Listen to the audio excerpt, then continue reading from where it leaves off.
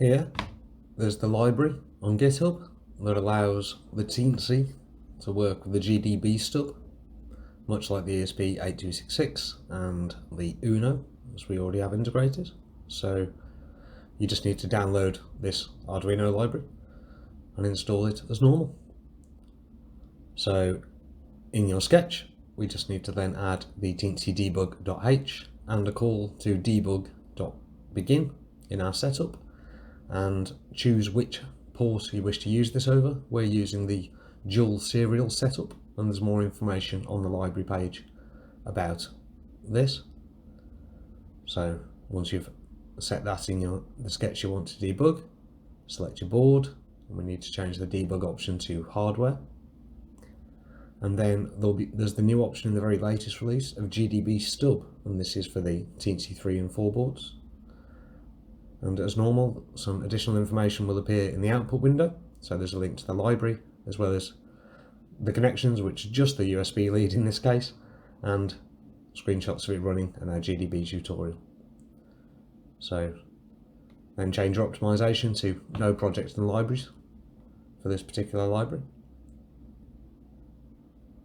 And that's it. So we can add our breakpoints where we want to stop in our sketch, and we can change these, of course, at runtime as well.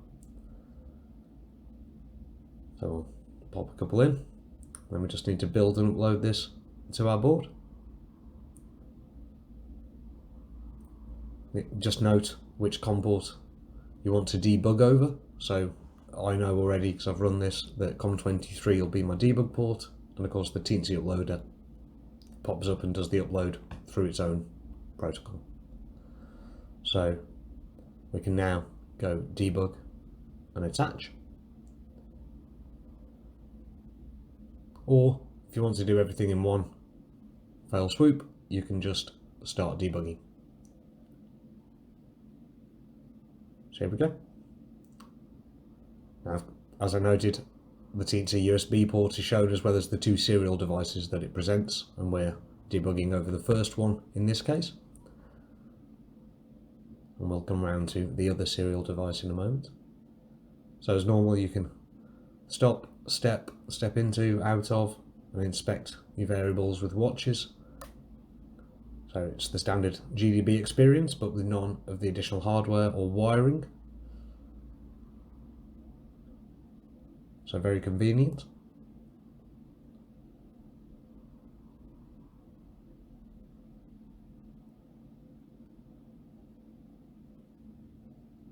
The other advantage, of course, with the Teensies is they can present the multiple serial ports as we have here. So we're actually going to use the normal serial, and if we upload that code and then run it, we can now see our second serial port, COM24, is outputting that.